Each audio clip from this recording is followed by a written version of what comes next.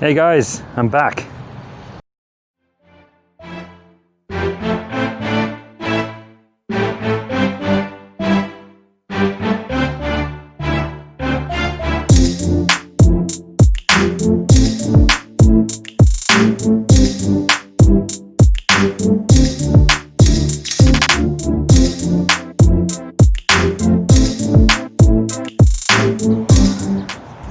So I've just come through the major train station in Berlin, the Hauptbahnhof.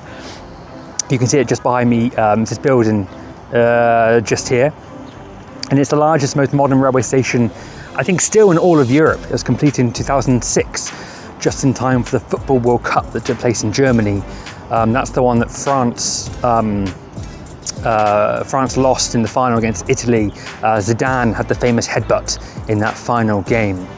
But the reason I brought you guys down here today is I want to show you just how close the train station is to the Reichstag. Because if we just turn the camera over here, you can see the dome of the Reichstag is that it there? It's hard to tell on the camera. It's just there. So when you hop off the train at Berlin Central Station, you're so close to the world famous Reichstag, and that's what I want to show you guys today.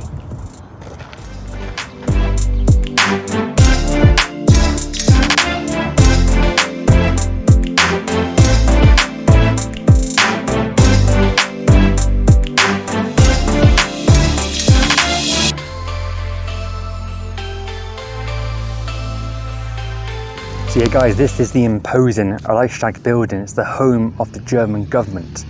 Originally built in 1894. So it stood here through all that's happened in Berlin's history. So it's seen everything really. You know, it's seen the First World War, the Weimar Republic, the Nazis, National Socialism, the Second World War, and then it saw the Cold War. The Berlin Wall obviously stood here in the city.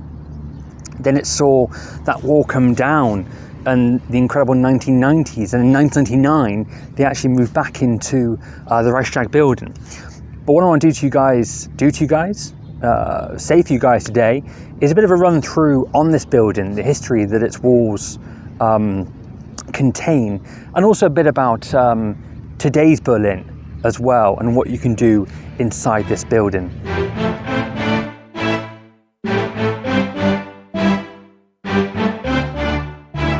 Where we are right now is in an area called the Federal Ribbon, or the Federal District. So the Reichstag building is just here behind us. Over there you'll find the Brandenburger Tor, or the Brandenburg Gate, at the end of Unter den Linden, that famous boulevard that runs through Berlin. Also around here, just over on this side, you find the Federal Chancellery. So that's the offices of Angela Merkel, the Chancellor of Germany at the moment. And also you'll find just over here the Swiss Embassy, one of the only embassies that still stands in its original position today. So the Reichstag was the home of the German government back when it was built in the 1890s, and then it stopped its real usage as an assembly hall around 1933, and the reason for that is that it was set on fire and was badly burnt by that damage. Now this is a really controversial point in history. The reason being that a Dutch communist called Marinus van der Lubbe was arrested the night that the Reichstag was on fire in 1933. And he was a known arsonist and a communist. And so because of this reason, Hitler went to President Hindenburg and said that the communists were trying to destroy German democracy and they must issue an emergency decree and pursue a ruthless confrontation against the communists. This was issued because by this time Hindenburg was pretty old and pretty frail, and also a fail, and it was issued. And then due to those empty seats in the voting chamber, Hitler and the Nazi Party won a super majority. He then ended democracy in Germany. So it was an incredible time. And the reason why this is controversial is that they believe the Nazis set this building on fire, and Marinus van der Lubbe was just the Four guy, the Guy Fawkes, whatever you want to call him. And actually, a couple of years ago, more evidence came out. An officer, a former officer in the German army, he wrote his memoirs in what was then Czechoslovakia, now Czech Republic, around the 1950s, and it was published by a German newspaper. They recently discovered them. And in that, he said that he had driven van der Lubbe to the Reichstag, and upon arriving at the building, it was already on fire. So how was it possible this guy set it on fire if he wasn't here until he was brought by these officers? Now, when he went to his officers and said, it's on fire, they told him to keep quiet. And so he did. And then a few years later, during the Second World War, he discovered his fellow officers who knew the truth were also being executed. So that's why he fled to Czechoslovakia. And I think he passed away in the 1960s. But again, it's more evidence that does indeed point to the idea that it was the Nazis that set this building on fire. And we know Hitler was no fan of the Reichstag. He didn't believe this was good enough for an assembly hall. He much preferred the Third Reich Chancery, which was located over towards Unter den Linden. During the Second World War, the Soviet forces were the first to reach Berlin, and they were actually holed up in the Swiss embassy, which is just over here. So if you come and visit I can probably show you. It's just, are you going to zoom over to see it? Yeah, it's just behind those trees there. You might be able to spot the red flag on the roof.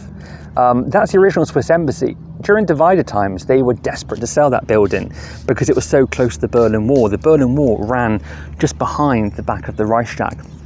And obviously no one wanted this building, no one wanted to buy it because it was so close to the wall. And so what they did in the 1990s, after reunification, the wall came down, they added this extension onto the side of the Swiss embassy, and it's really not in keeping with the original building. It's really ugly and modern, and just stuck on the side of this very old building. But it's still the Swiss embassy today. The rest of the embassies in Berlin, which were mostly built in the 1990s and onwards, because that's when the German government moved back to Berlin. Before that, during divided times, they were located in Bonn. And so the German parliament, the government wasn't in this building, it was elsewhere. But they moved back in 1999. And that was after Sir Norman Foster, the British architect, was in charge of restoring the building back to its former glory. But sorry, I've jumped ahead. Back to the Second World War. So the Soviet forces were holed up in the Swiss embassy, and they were attacking the Reichstag and attacking the Third Reich Chancery. And the Reichstag was pretty much a great defensive unit in terms of this part of the city. Its walls were pretty thick. It survived a lot of bombs. A lot of bombs fell on the Reichstag, but it was still intact, standing. And so what the Third Reich, the army of the Third Reich did was they bricked up the windows and bricked up the doors, and then put sandbags around it as well. So they used it as a fortification, almost a last stand, if you'd like, for when the Soviet Union forces were attacking the remaining parts of Berlin.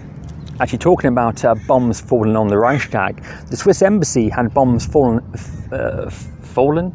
Bombs fell on the Swiss embassy as well, and supposedly the caretaker of the building had a pitchfork, and he would go up on the roof and just sweep the bombs that hadn't exploded off the roof. It's incredible if that's true, and a few people have told me this since I've come to Berlin, and I just find that amazing. So when the Soviet forces were attacking the Reichstag, they thought there were thousands of men inside the building, but actually there was about 550 men sort of defending the Reichstag building, both inside the building but also in buildings that were around it as well, long since gone. And they were a hodgepodge of different units and home guard and parachute regiments who've been brought into Berlin, and they actually withstand a lot of force, because tactically this is a great position. They had machine guns on all the towers. There was towards what's now Zoologischen Station, they had I think a flak tower, and that had the huge artillery, bombs, missiles, whatever you want to call them. I'm not an expert in that sort of history, and so they were in constant contact and were able to point out what the Soviet forces were and send the bombs. So the Soviet forces did believe that this was manned by a lot of people. There was even a great pit that had been dug around about where we are now, I believe, or a little bit behind me. It was actually for the U-Bahn, so the Underground Railway line. But a huge pit dug into the earth, and so what the German army did was actually fill it with water, and so the Soviet forces had to also get over this huge water obstacle, as well as the River Spree. So the river is just, you can't see, it's just just over here goes round the Reichstag. So when you do boat tours in Berlin, you'll go past the Reichstag building. But eventually the Soviet forces blew a hole through the Reichstag building. Stalin was on a huge mission from a personal point of view to get a Soviet flag on top of the roof of the Reichstag building, and he wanted it on there on May the 1st. So by midnight, May the 1st, May Day, that was the call to arms, if you like, for the Soviet Union Army. They were pretty close. It was the early hours of the morning. They eventually got a flag onto the roof of the Reichstag. Incredibly, there was still fighting going on different floors inside the Reichstag, you know, hand-to-hand combat almost. But because they had this urgency from Stalin, they made sure that flag got on the building, no matter what the cost. And actually, is recorded, that scene. It's not reincarnation, a remake of what actually happened, because that happened during the night. The film that they've done was in the daylight, so it looked very spectacular. And you can watch that today of those Soviet forces getting on top of this building and planting the Soviet Union flag.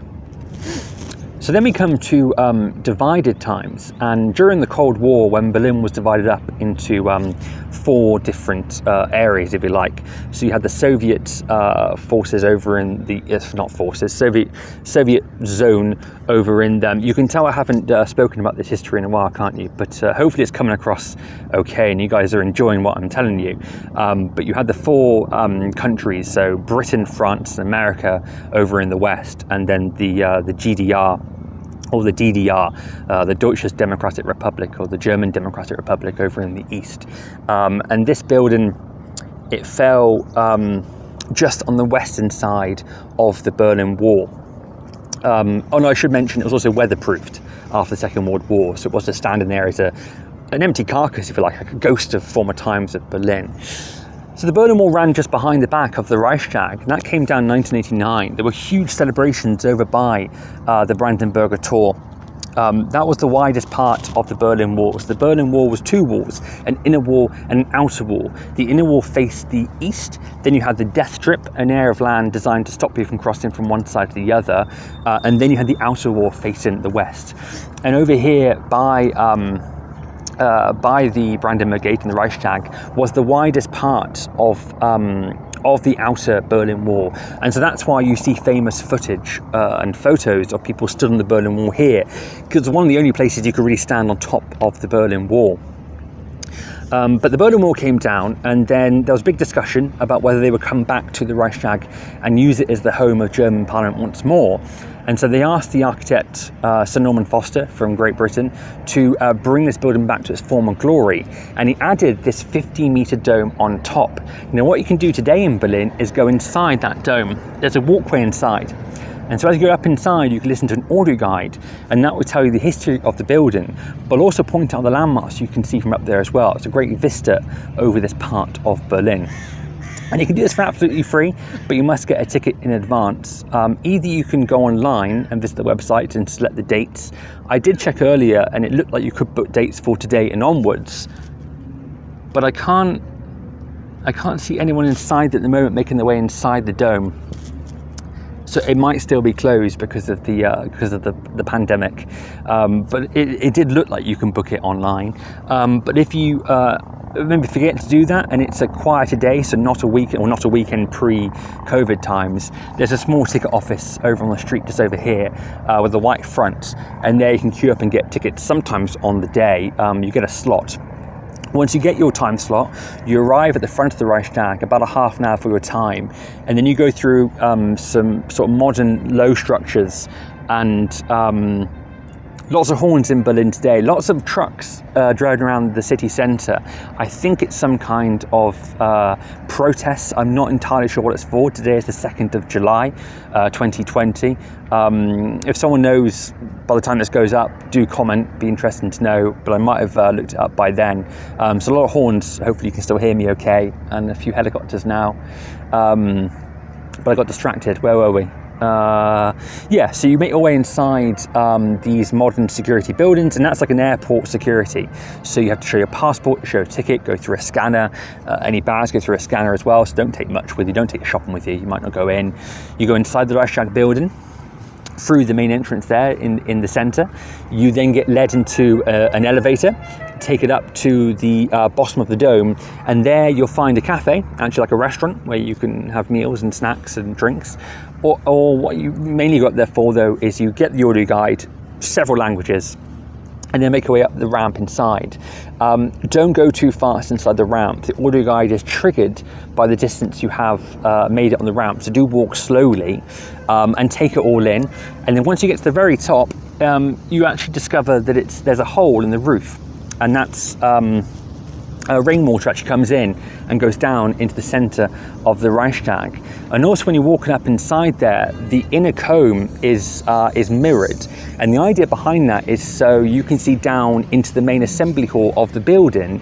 And the idea is it's so the German people, but also I guess visitors to the city, can always keep an eye on the German government. The kind of not spoken about in huge detail idea behind that is so nothing like the Nazi Party can ever happen again in this country or indeed in the world. So that's sort of the thinking. Actually, a lot of the buildings here, lots of glass in the structure, and that's not just from the point of view of architectural beauty, it's to show transparency. And it's to work both ways. When you have protests and demonstrations and strikes happening all around here, in this part of Berlin especially, it's the German government can see how the people are feeling, and also vice versa, that the people of Germany can keep an eye on the government. But if you are visiting Berlin and want to go inside the Reichstag, the best times that I think you should go are either at dusk, so you get to the buildings both in the daylight and also at nighttime as well, or indeed very first thing in the morning.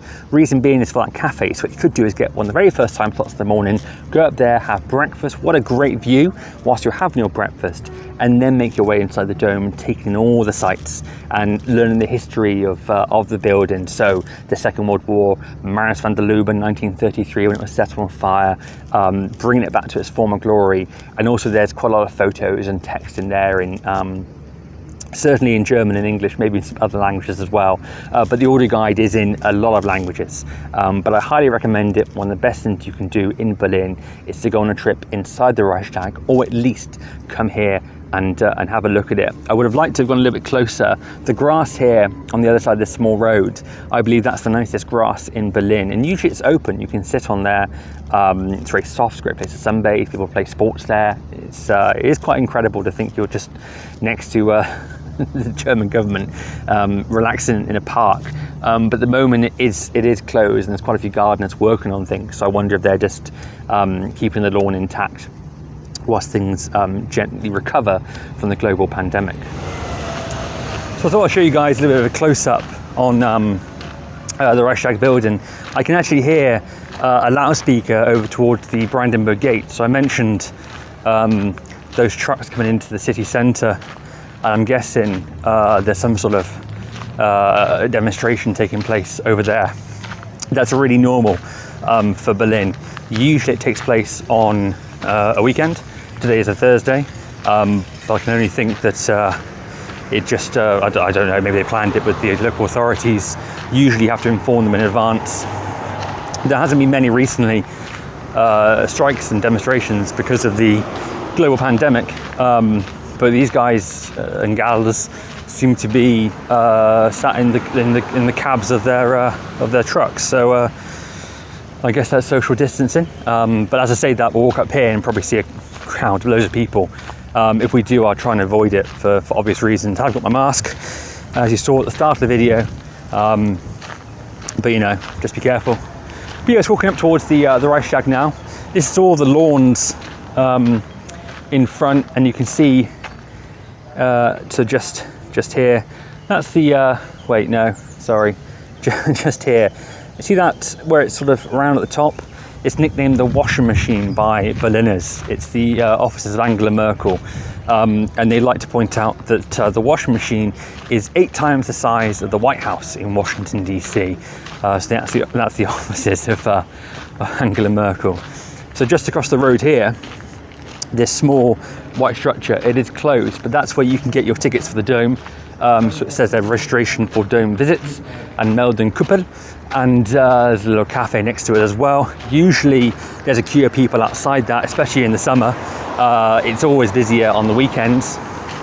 But I always say to, I used to tour guide in Berlin, I always say to the people, if you do want to go there and you haven't got a ticket in advance, do get there as early as possible, and use my tip and have breakfast up there as well.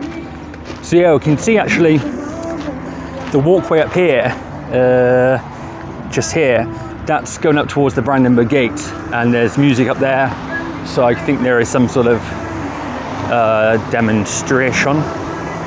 But now we're getting to the front of the Reichstag, and interestingly there are staff outside here, so I think it is open. You can probably hear the music in the background now, that's from the Brandenburg Gate. But see here, these staff in the light blue, so that's these modern buildings here, that's where you go through the airport type security, so no knives and all that, and do have an ID on you as well, so passport is perfect, I think driving license is fine as well. And then we get to the front of this incredible building. And you might be able to see the words on here, Dem Deutsche Volke, for the German people. That was added during the First World War. And there's a really sad story behind that. The family who were the Masons in charge of putting those words on there were Jewish. And so when Berlin's Jews were started to round up in the Second World War during the Holocaust, those were some of the first to be rounded up because they were registered. They knew where they were. In Berlin, it was actually declared free of Jews in 1943. There were some hiding, but not many. 50,000 Jews were taken from this city and sent to the camps. But there we go, there's the front of the Reichstag.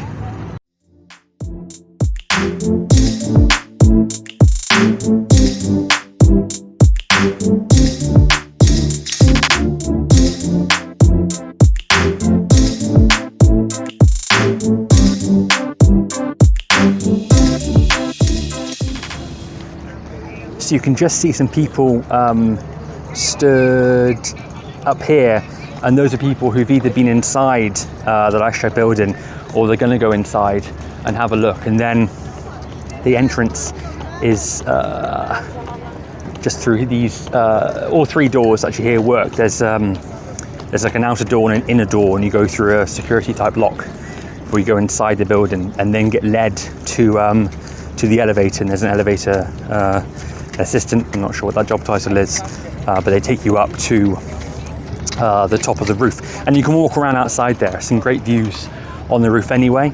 It's absolutely fine if you're scared of heights. The walls are very high on the sides, and inside the dome you don't really get the feeling you're high up. It does feel very secure, but saying that, some people with vertigo do say they suffer inside, so if you are put off by heights, do still go up in the elevator and up to the top and out on the roof. And then if you don't feel like going up inside the dome, that's fine. At least you've been up there and taken in some of the views. So now walking down the side of the Reichstag building, behind me, you can see there's a small gathering of people. I'm not entirely sure what they're protesting. I think it's a silent protest, very quiet as I walk past. There are some television cameras there, and a number of people appear to have mobility issues, if that's the correct term. I'm not sure. So I wonder if there's been a change in law or circumstances which has meant that people feel a change needs to happen, and so they've gathered here to show that something isn't quite right. And you get that a lot here, of all different shapes and sizes. That was quite a small gathering when we've had the climate marches for climate action here in Berlin. You're talking the whole city shutting down, hundreds of thousands on the streets of Berlin. And you never really know what's taking place in the city. Sometimes they are last minute. Big ones like the climate action were in advance, months in advance in terms of a date. So huge gathering. But now we're just walking on the side of the Reichstag building.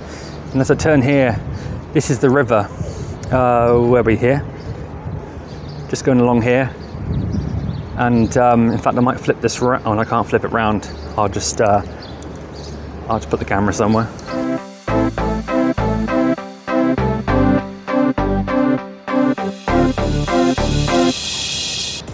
So yeah, this is now the corner of the Reichstag, and then just here, the River Spree. And the government buildings are also on the other side of the water as well. These two bridges connect the buildings. The lower bridge is for everyday people like myself, and the upper bridge is for government officials, which, as you can imagine, really frustrates Berliners. They feel that's very unfair. They're on the lower bridge and the politicians are on the upper bridge. But it's all on purpose, this. They're trying to show east and west of the city being brought back together again, because over on that side, that was former East Berlin, on this side former West Berlin. The river here formed the if you like, the natural Berlin Wall, because just let's try and find it on the ground just along here. Got Berliner Mauer 1961 to 1989, and so that's where the Berlin Wall stood. So it ran right into the river, if you like, but it went through the river and across to the other side of the River Spree. But we're now following this Berlin Wall along here, and you can see this is now the back of the Reichstag building. So that's how close the Berlin Wall was to the Reichstag. So during divided times, this was actually used as an exhibition space, but because it was so close to the Berlin Wall, nobody was that keen to actually have any events or exhibitions inside the building. And also, I have pointed out, can you see? There we go. Oh, it's quite a spot, but just there is the world famous TV tower.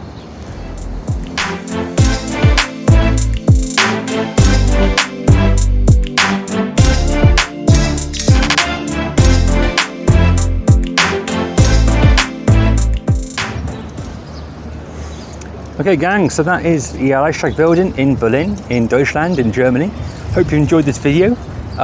If you have any requests or would like to see any particular places and sites in Berlin, just please put a comment. Share the video if you've enjoyed it and think your friends and family will also enjoy it. I'll do the camera so you can't see half my face. I hope this comes out okay as I carry this camera around. But yeah, give it a like as well. And hope is all, what an ending, what a perfect ending. Hope is all well with you, and I'll see you guys soon. Cheers.